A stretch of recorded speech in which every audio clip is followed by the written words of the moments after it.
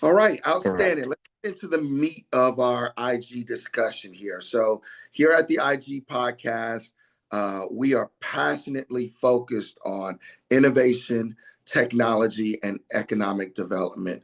More specifically, we are interested in Guam's innovation, technology, and economic development.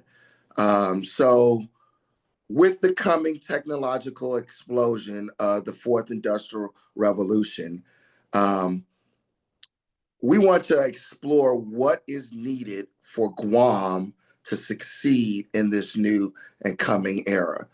And we want to look at it and explore it from three different facets. First, we want to look at it from a workforce development standpoint, i.e., what initiatives are needed or what initiatives are in work to prepare Guam's workforce for the coming technological transformation. Second facet, technology development and deployment. So that gets into what specific technologies are needed to improve Guam's quality of life and or solve local problems. And then the third facet really is about government policies and initiatives that help us enable the first two things that we talked about. So, with that said, I think that you are uniquely qualified to really talk about it from each one of those three aspects. So, I want to start off for workforce development. What initiatives do you see are needed here on Guam to prepare Guam's workforce for the fourth industrial revolution? No, absolutely. And one of the things that I've had the honor to do is to not only have the opportunity to do outreach programs with a lot of the schools throughout Guam because of the drone business that we have, the drone industry that we've been developing, but also I've had the opportunity to be an adjunct professor at the University of Guam. That has been able to is giving me the ability to see a lot of what the future talent looks like. And let me just tell you, we have amazing and bright students going through the ranks. Our next generation of leaders are absolutely going to be great. They have tools that I, we didn't have before, and I'm a firm believer, and I will challenge anybody that will tell me that we do not have the workforce to be able to be in a position to compete with the world. Now, having said that, the one thing that we need to do is understand exactly what are, what is this picture? What is this movie going to look like 5, 10, 15, 20 years from now for Guam? And that is very important because every every country, every area, every region is different. And so one box does not fit all.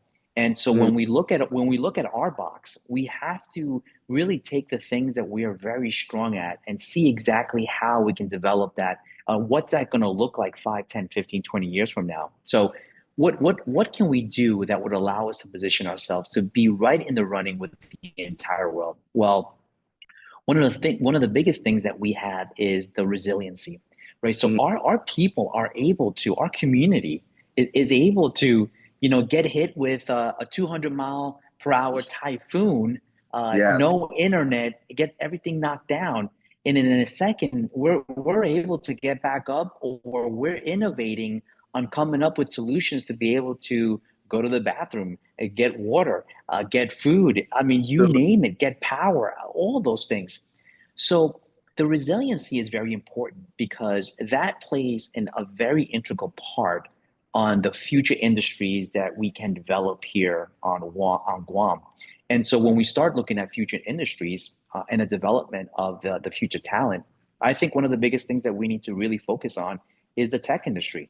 Because Mm, when you look at the tech industry, a lot of the learning, we can teach our people, we can teach our students in ways that we could not do that before. So when we, like, for example, when we talk about manufacturing in the tech industry, it's not this hot warehouse, where folks are sweating, putting in gadgets together, or soldering, circuit boards. No, that has nothing to do with that. I mean, right now we're fundamentally, looking at the what? fundamentally changed. has The fact that fundamentally changed.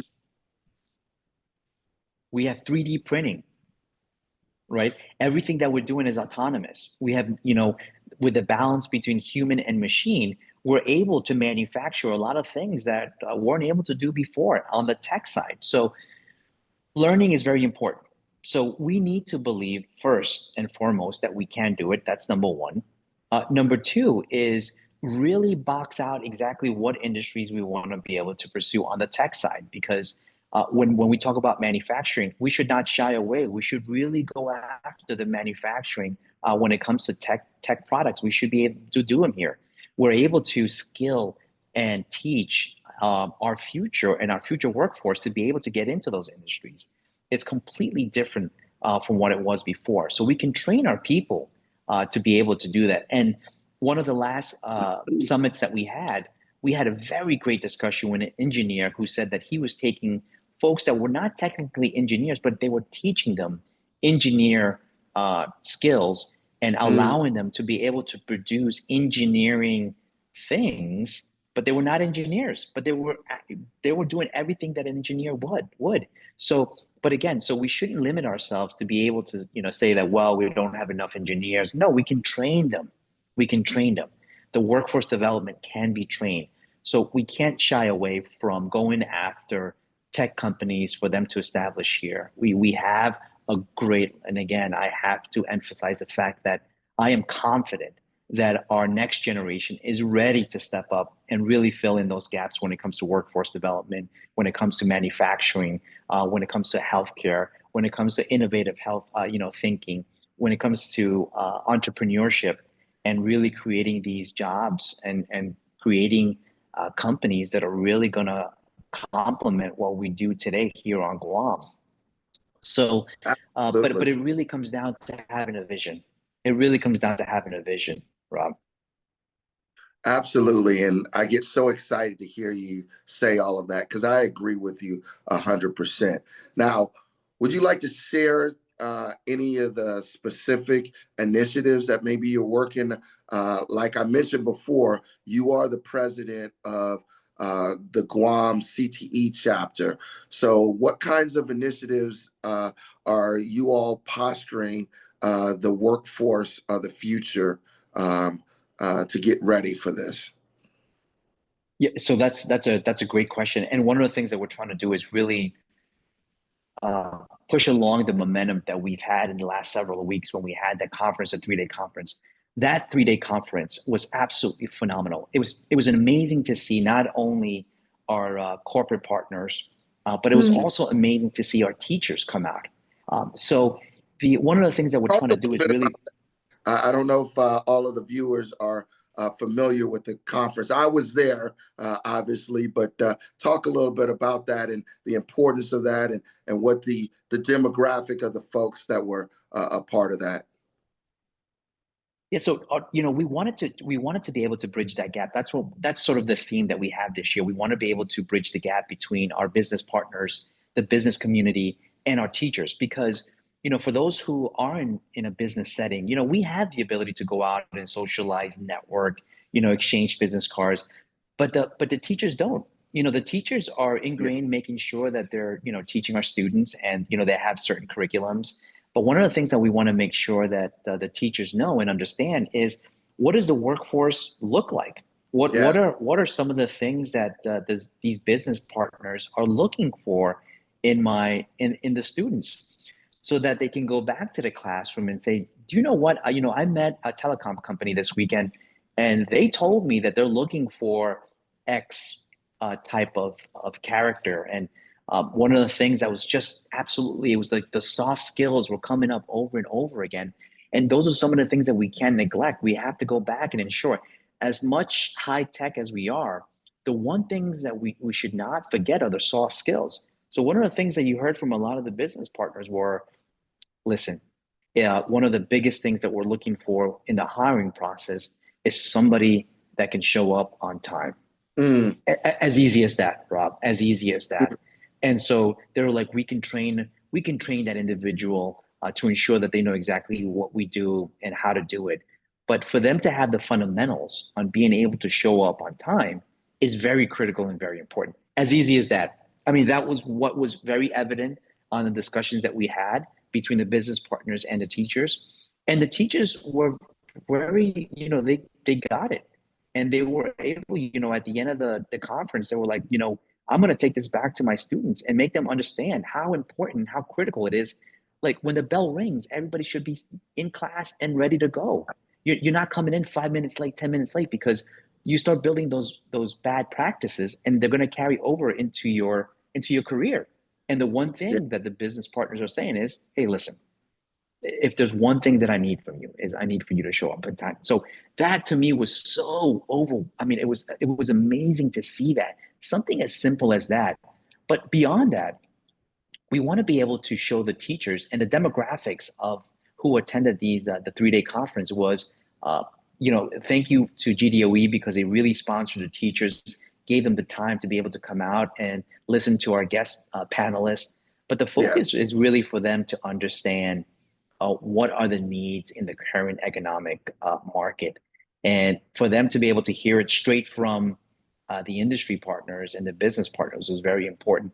They exchanged cards, they exchanged numbers. So now, if there's a teacher that needs somebody from the telecom, somebody that needs from power, somebody that they need from any type of industry, now they have them in their contact list, and they can contact them to do a presentation to the students, do a presentation during the year, and so forth. So to us, that connection, that bridge, that network was very important for us to be able to put out there to all the teachers, who are really the ones that are going to get our students ready for the next evolution.